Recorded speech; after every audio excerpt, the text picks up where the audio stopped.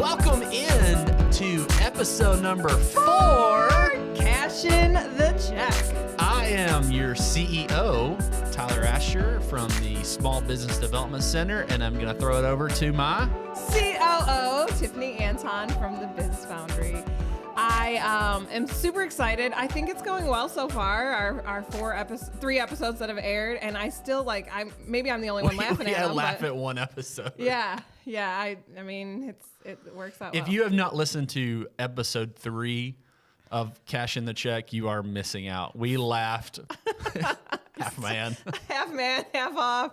Number 1, number 2. I got a little roller coaster there, but so yeah. I'm ready to rock and roll. You want to get our ducks in a row? Let's get our ducks in a row. So quack, this is quack, quack. At least you made the right sound this time. I got it rolling. I'm the soundboard is doing better this time. Straightened out. Waiting for Luke to be like, put in some like real quack noises. Dub me where my lips are going one way and the other way. Yeah, it works out well.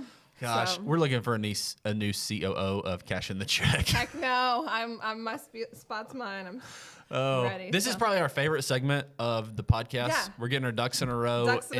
This episode, we're going to do business jokes. Jokes. So I sit back and hold on. I don't know where I was watching TikTok or something, and I found a shout out to First Volunteer for our cool mug today. Yeah, Kelly Sullivan. We shouted out to her last time, but don't worry, it's water. Our unofficial sponsor. So okay, how many marketers does it take to screw in a light bulb? 2?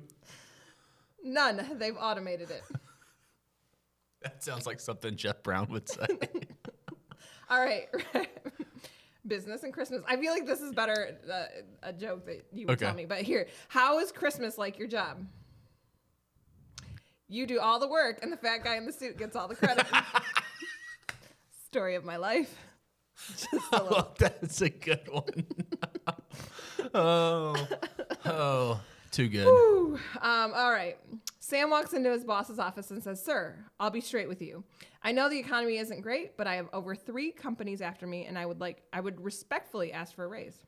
After a few minutes of haggling, the boss finally agrees to a 5% raise, and Sam happily gets up to leave. By the way, asks the boss, which 3 companies are I know after this you? one. Yes. I know this one. Okay. Water. Which 3 companies are after you is what I said. Water, electric, and what am I leaving out? Gas? Oh, cell phone. I'm gonna walk into my boss and see if that works. That's right. All right. A couple more. Why did the can crusher quit his job? Because he got crushed. Because it was so depressing. Oh gosh. All right. I used to be a banker, but I lost interest. Oh, that's a good one. All right. Business loans. Ready? Okay. Henry was on his morning walk when he bumped into his friend Paul. Henry. Hey, Paul, why do you look so dejected today? Paul. Oh, Henry, I'm in trouble. I need cash for a business, and I have no idea where to get it from. Henry. Oh, I'm sure glad to hear that. I was afraid you might think you could borrow it from me. Good thing you didn't like rob Peter or something to pay Paul. I didn't say these were good jokes. I just said they were jokes. All right, last one. All right. When the CEO dropped a brownie on his calculator, he was accused of fudging the numbers. I'm out. And on that note, we've got our ducks in a row. We have our ducks in a row. We have a awesome special guest who was gracious enough to come by, and we get to discuss entrepreneurship versus small business. Are they the same? Are they different? So we're going to get to the big picture, and I'm going to share Tiffany, my seat. You're out. I'm excited to have our first guest on Cash in the Check. I told him I was going to read his bio from like memory. So here we go. This guy is married. They have 5 kids. Yep. He is as hometown as I am. That's right, baby. He is what I consider the 5-star All-American, someone I've known since 2001. Oh, wow. So, It's been a minute. Been a minute. So, someone who I've least. admired and looked up to for a very long time. Welcome, Zach Buckner. Thank you for coming and doing this. Tyler, that's very gracious of you. Thank you. And I will say likewise, my friend. It's been a long. We've been on this journey for a minute, but Very dude, true. it's good to get to spend some time with you for sure. I agree. And so when Tiffany and I were talking about topics, and this topic gets brought up quite a bit, I thought there was no better person than to discuss this topic with than you. So, Okay. entrepreneur, small business owner, Yeah. are they different? Ooh. Are they the same? Are they like, do you get to a certain point you're a small business owner or an entrepreneur? Like, Yeah. I want your take on it. Ooh. What do you think? That's a big question. Okay, and my answer is yes. That's my answer. Okay, so here's the deal. Okay. I think there is a level of buy-in that happens Okay. when you are a small business owner. So I think you're a small business owner when you've taken your idea. So you're an entrepreneur. Entrepreneurs have ideas all the time. Correct. So you can have an idea and then do nothing with it, right? Correct. Or you can have an idea and do something with it. So then you become a small business owner. So you go from entrepreneur to small business owner. But I think the best small business owners don't lose that entrepreneurial drive. Matter of fact, I always say this. I think every single business in the world, if you really boil it down, there's an entrepreneurial aspect to it. Right. I You know? agree. So even if you're owned by if you're working for a corporation, somebody somewhere at some point had an idea Correct. that created this situation that you're in. And I think the best employees in the world treat their job and their role, whatever it is. If you're in HR, like you treat your role like you're the entrepreneur of that company, and you will be the best employee ever. So I think no matter how far you get down the line, you go entrepreneur, small business owner, mid-sized business owner, big corporation, whatever. Right. Man, there's an aspect. Somebody at some Somebody point thought the idea. That's right. Yeah. Somebody was an entrepreneur at some point coming Correct. up with an idea. So I think, and I also think when you lose that mindset of entrepreneurial drive or whatever, like I think you lose your passion for what you're doing, and you need to go do something else. It's time to quit. Hang Yeah, up. yeah, Well, I mean, and I like hearing your side of things, because what I consider, like, you are a serial entrepreneur. Like we were just talking about, like, Bros. You had Bros. Yeah, you started that from nothing yeah. It was to what it is today. It's wild. Yeah, You have the District Creative yeah. that you use your ability to design and marketing. Now you have this. And so Yeah. to me, you've had two different ventures Right. that have gone on to do big things. Right. And they started with an idea. Yeah. And I mean, those two things are small potatoes compared to what a lot of people have done. They've taken insanely good ideas and run with them. And what's cool is, like, in the Upper Cumberland, geez, dude, there's entrepreneurs everywhere. And so many good ideas floating around. Do you think a good small business owner always has that entrepreneur, like, in their mind, like they're always thinking of new ways? Yeah. Like, how do I either better this business or do I create another business Yeah. that will help this business? Yeah. I think it's like, again, the most creative people in the world.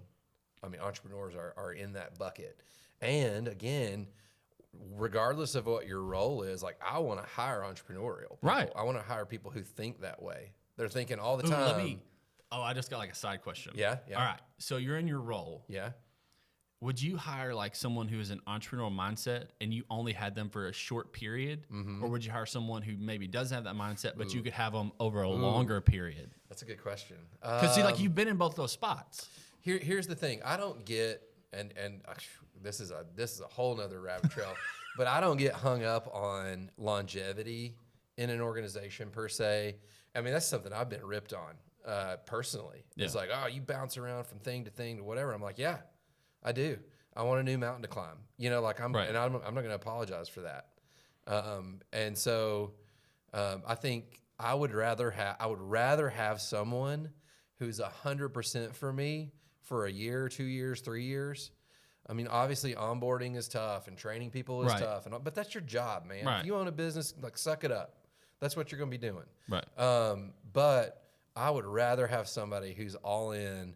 There was a study that came out. It was talking about, like, it was specifically about creatives, because creative people are typically grossly underpaid, or they grossly I agree. undercharge for what they do. Yes. And so they'll start out not charging enough, or they'll start out, doing a bunch of stuff for free and not getting what they're worth, right? So, but there was a study out there that was like, it showed productivity. If you get paid by the hour as a creative, or if you pull a full-time staff member on to do creative for you or whatever, it was talking about outsourcing versus on staff.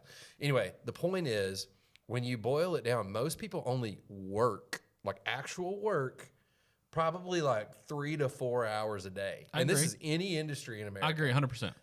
And so it's like, would you rather have somebody that is on staff with you full time and you get a good 3-4 hours out of them, or would you rather outsource that? So anyway, my point is though, that comes from entrepreneurial drive. Say that 10 times fast. And I think I would rather have somebody driven for a short period of time. I think that's I agree. definitely, yeah. Because I think it's kind of like the whole pandemic is you've gotten people who have went to work from home. Yeah. For 2 or 3 hours, and they're way more productive than they are 8 hours in an office. Oh, you saw it everywhere. And there's an old school mentality out there that's like, I need your butt in a seat in an office every for day, 8 hours a day, every day. And it's like, that's why? Yeah. Because like studies are showing over and over, like certain companies have exploded because their work staff is so much more productive. Because they get a little freedom. Yeah, and I think when you get freedom, you get creativity, and you're refreshed. Yeah, so there's and this is something our dads would probably argue with us tooth and nail on this one, right? But it's like, okay, I'll take a refreshed entrepreneurial mindset for 3 hours a day versus a full-time louse who's doing nothing, who cares nothing about your company. Right, they're there to get a paycheck. Yes, that's it. 100%. So, and I think too, some of the mentality, and there's nothing wrong with being loyal and longevity. No, that's and great. I think certain companies need that because they need that stability. Perfect, right? Yeah, because you need people who have been there for 20 years that you can count on. Yeah. But you also have to have someone who has that entrepreneurial mindset to bring new creativity to your organization or whatever it is. Well, I guess the question is, the real question is, in a perfect world, as a boss, as a leader, you could set people up in a way where they know they have that capability. So like within the boundaries of your organization, you're creating new mountains for those types of people to climb. Because if you don't create a mountain for them to climb, they're going to find one. That's exactly right. So like, how do you set up a fence that they can run in, but it's a big pasture, right? Yeah. How do you do that? So, I mean, I think that's the key for entrepreneurial people within the boundaries of an organization. So they get like some stability, but they also need some free reign to do absolutely creativity, to tame their entrepreneur stuff. Yeah, like, hey, you have the freedom within this company to think outside the box. I love it when a leader is like, I don't give a crap if we've done that way for 20 years. We can change it today. There are no sacred cows, right? Yes. That's the best kind of organization, the best kind of leader to work for. What is your favorite thing about being an entrepreneur? Like, what is, if you can nail down one thing, what is it? I don't know. I think, so the biggest thing for me, the first time I was able to hire somebody was the coolest thing. I really love that. It's like, hey, I'm literally getting to help someone provide for their family. Holy cow. Like, what? That's crazy. So that's really cool. And then the other thing that's really cool is I have a friend that I joke around with all the time because, like, we'll be driving through town. I'll be like, I designed that, or I made that billboard, or that yard sign, or that logo, or whatever. That's the coolest feeling in the world. It's like, oh, that came out of my brain, and here it is out in the world, and it's neat to see that. Like, that's a fun thing. It's a feel good. Yeah, and it sounds kind of arrogant to say it, but it's something to be proud of. It's like, oh, well, that didn't exist before me and this customer came together and created this thing. That's really cool. I love it. So, yeah. So while we are talking, we're going to wrap up our segment here. What's the one piece of advice? We got business owners, entrepreneurs that are watching. You got about 10 seconds, 15 seconds. What's the one piece of advice you would give them? I would say just don't get stale. I would say always evaluate yourself. Like, what can you do better? What is somebody not doing? What ideas are out there? Because, like, I don't care how many ideas there are. There's still always a good idea out there. Absolutely. And so I would challenge people, don't write off your ideas. Don't get stale, and just keep pushing to do new things. Dude, thank you so much for coming in. We're gonna get our ducks in a row for our next segment. But, dude, thank you so much for taking your time out, coming in, and talking to us on Cashing the Check. My pleasure. I had a blast. Thanks, Tyler. Thanks, Zach. Thank you, Zach, for coming in. I sincerely appreciate you doing that. Thanks for taking over my seat. hopefully he kept it warm. I mean, like, at least it wouldn't be like. I mean, I pre-warmed it for him, so it works out. I don't know what that means, but that's I don't know. Good thing you're number one in the number two business, right? So let's just talk about drinking the Kool-Aid. What are we drinking? The Kool-Aid. Kool-Aid. Oh, that is not Kool-Aid. That is water. I thought you were putting Kool-Aid in these. I missed my squeezy. Mayo. Your Milo or whatever. I don't think it has an L in it. Something like that. Let's just ask. Since we're jumping into this, we're drinking the Kool-Aid. Do you know who your customers are as a business owner or entrepreneur? I think that it's so important. You have to know who your customers are, but I think that a lot of people don't. Oh, I agree. Because from what we do, I feel like people they believe that there are these problems out there, and they create a solution to a problem that doesn't even exist, and then they wonder why their product or service or whatever doesn't sell. And it's because you created a solution to a problem that doesn't exist. I think sometimes people are so passionate in where we're at. We're working with these people who it's their blood, sweat, and tears into things.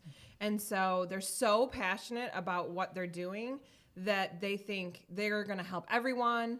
Everyone's going to love their product. Everyone's going to love their service. And so they have this huge net over who their customer is. And that's tough sometimes because not everybody is your customer. Correct. I agree. 100%. And I think too, when you are a business owner, if you're listening to this and you're thinking, man, I don't know who my customer is, like, get out the whiteboard, figure out where you're at in your business. There's this thing called the business model canvas that the Foundry does. And we'll help you find who your customer is. No shameless plug. You just stole my thunder. My bad. Gosh. We're looking for a new COO, by the way, on Cash in the Check podcast. Send your resume to Tiffany at thebizfoundry.org. I think knowing who your customer is important. And sometimes in business, we get away from that, or maybe it gets sidetracked. So one thing that I was just talking to an entrepreneur yesterday, and they started social media marketing company 10 years ago when social media was just kind of taking off, and they were doing. I listened to that episode. It was on. Did you listen? I listened to it. Yes. I know who that was. Yes. So we were talking about the fact that they had a bunch of people that they were just doing social media for, and then they realized they were really good at working with auto dealerships, and they really narrowed down. I mean, really narrowed down who their niche marketing was. And they were so successful. They ended up merging and eventually being bought. The company was bought out because they narrowed down. But it's scary to think I'm just going to go for this customer segment and not spread the huge wide net. I think that could be scary or exciting, because to me, like, it goes back to what we talked about in a couple episodes before this. It goes into like free or, pricing it correctly is when you go to those certain customers, that they have the means and the ability to pay for whatever you're offering for your services. You're not going to go offer a service to customers who can't afford to pay what it is you're offering. Some people can't afford to go to Morton's Steakhouse on a regular. There are people who can afford to go there every night. Right. The people that can go there every night, those are the ones they advertise to. Right. People like you and me, we only go to Morton's once every 5 years because we have to save up for it. Right. That's all about knowing who your customer is, and that's a whole nother rabbit hole we can go down about advertising and your specific marketing, knowing who your customer is. Well, and like I said, I think really narrowing down and not just thinking, okay, I have a arthritis cream, so everyone who has arthritis is my customer. I think it's okay. Well, it's people who are actually gonna, and we'll talk about kind of the mom test at some point, I think. But okay, well, what are people doing right now for this? Maybe it's somebody. I'm not a medication taker. I'm never gonna. I'll just complain about my backache, but I'm not gonna use any cream or lotion or anything like that. Yeah. I'll complain that I have a headache for 4 days and never take anything. That's just the way I am. Is Is that like a female? My wife does the same thing. Maybe. Like, I've got a headache. Did you check Tylenol? No. I'm like, what? Why? It's all the way in another room. It's something you got to go get. It's just so. But there are some people who the slightest bit of pain, Right. whether it be arthritis or a headache or something, they're going to go take medication. Yeah. But those are the people you got to target. Right. So you need to know, and I think that's a big thing when you start to think about and really write down. I think it's really important to write down, what does my customer look like? How old are they? What's their lifestyle like? Because if you are developing high-end outdoor gear, your customer base is not the people who are through hiking, and need the lightest gear and live off the land, and they're not going to be, interested in your fancy tent that has a water station in it or something, that's not. So you have to really narrow down exactly about that customer. Yes. And I think that a lot of times businesses don't take the time to step back. Like, you have to put value in stepping away. Like, even with what we do, Working on your business instead of in your business. What we do, we still step away and go and do something outside of the office to talk about where we're at. If you're an entrepreneur, business owner, I would encourage you to take some time. And I get it. I've been there, but it's worth time and money and effort to step out, go somewhere, and just look at your business, figure out what your plan is, and identify your customer. At what point in your business journey? So I would suggest that really narrowing down to lots of details at the very beginning, and really finding who that customer is, and just kind of targeting one audience at first is really important. At what point do you add kind of like another customer segment in? I think that you're constantly looking at ways to change. If the pandemic taught us anything, it's that Pivot. You have to be able to pivot. Like Ross in Friends. Pivot. Pivot. Pivot. That is something that I think the businesses who survived and thrived learned to pivot quickly. I think that they had their customers maybe in their mind of who they wanted to target if something like this happened. Maybe not to this scale, right? But I think you always have I want to go after those people, but I got to get to this, or when things change, I got to go to this. I think some of your best, I go back to the thing of like with Netflix and Blockbuster, they saw how things were changing with streaming. It's kind of like, we go back a few years ago, everyone had a home phone. A few? Everybody had a long time ago. It's 15 years ago, yeah. 10. But now I look at like my grandma who's 86. She doesn't have a home phone. Yeah. So to me, like, those people had to learn to transition. They knew that it was coming eventually. But my grandma and my grandpa, they still both, they still have a home phone. They haven't pivoted. They've just, but they do. My grandpa has a cell phone, but they still kind of like sit in there. And if I was in someone at Verizon or whatever, to me, I figure like, how can we get those older people into a more comfortable, I don't know, cell phone area? I don't know. Yeah. Like, go back to the flip phone. I don't know. Some people still like those, but interestingly enough, so just back to this customer base and Verizon. So at what point does Verizon start going after the senior citizens? At what point? That's something I think if I was a cell phone carrier, I would be looking at very hardcore, because no one is going after the senior market with making sure developing a phone that they understand and are comfortable using, but yet can get them in a price point that they need. To me, that's like a wide open market. Yeah, I agree. I think I think when you're at the business level where you think, okay, I mean, and Verizon is dominating. Mm-hmm. They have a good customer base, but then they're able to kind of find these other customer bases and put the market into those people that now that they have the base that they've had. And that's a great example of knowing who your customer is, which is going to bring us to at the end of the day. At the end of the day, we need some sound effect buttons. Do you so at this radio station that I used to listen to had Arnold quotes, and it would like say, like Arnold Schwarzenegger? Yeah. And like I'll be back. They would like call people and they would just play Arnold, like it's not a tumor. Like, I think that's Kindergarten Cop. And yeah, so they would like call and order pizza, and I mean, just craziness. So yeah. You think we can get some buttons Maybe up we there? could just, maybe our funder could get some extra funds for a soundboard that we can play some stuff. Yeah. At the end of the day, this is actually a good segment. If you're a business owner, let's say you're the business owner, Tiffany's Boutique, and you're wanting to, I don't know, go after a certain target segment. Yeah. What's 2 things you would do? When I like deciding the customers that I have, I would really narrow it down to exactly how they shop, where they shop, what they need.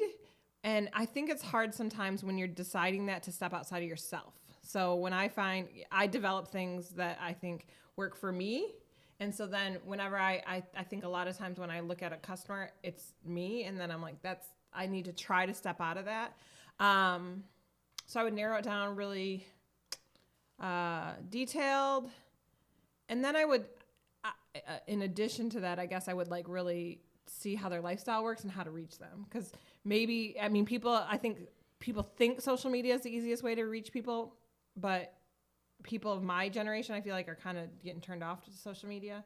And so there needs to be other ways to reach people. Let's talk about social media. And this is something like we get this all the time. People are like, well, I'm going to market on social media. And we see it in their business plan. Well, what are you going to do? Well, I'm going to market on social media. No. Give us more meat versus on your, would you agree? We hear that. Yeah. So what would you tell them?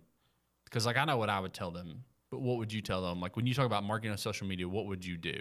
I think a big portion, and I try and hit this home with our team all the time, is that you need to draw your customers in, not just by selling your product. So I think so often people will just say, buy my product, here's this to buy, here's this to buy, here's this to buy. And they just post a bunch of pictures of their products to buy.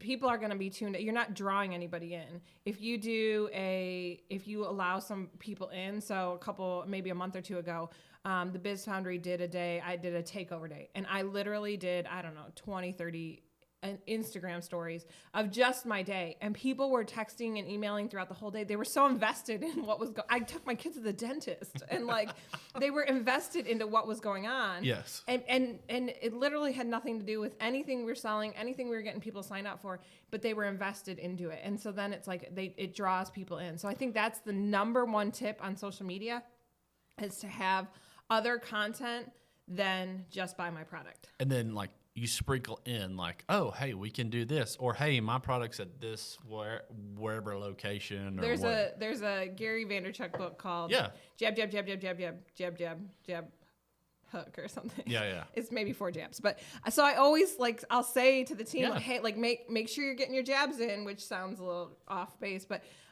because I want to make sure that we're having the content that's not just here's something for you to what we're doing. Yeah, like let's talk about, that's kind of what we do on this podcast. We come up with like random things so that you stay interested, and then you're like, oh, we give you some meat and potatoes. That's right. But that's what makes it fun. Like we have such a microwave society. You've heard me say this before. We have such a microwave society where it's got to be quick and it's got to be, instantaneous, that we forget that sometimes it takes a little bit to like, we got to go back to the crock pot method. You get that chili in the crock pot and it's been there all day, and you walk in and you're like, oh, it smells so good. And then you're like, oh, I forgot I even put this on there. I forgot that this was simmering all day. And then you get, you have something great because you let it go, and people don't have the patience. Yes. I am included. I'm right there. I'm going to take my ownership on that, and I'm just not a patient person, and it's hard for me to just like let things see how they go. Well, that wraps up for us at the end of the day. So thank you for tuning in to episode 4, season number 1. Uno. So cash in the check. Check in the check. Make sure you subscribe, like, hit the bell, leave us a review. We'd love to hear what you think about what we're doing. Absolutely. Shout out to Mark Farley for letting us do this. Shout out to Jeff Brown for, I don't know, thinking you were going to be a part. I don't know. letting me do it. Letting you Come do on it, now. exactly. Thank you guys. We'll see you on the next episode.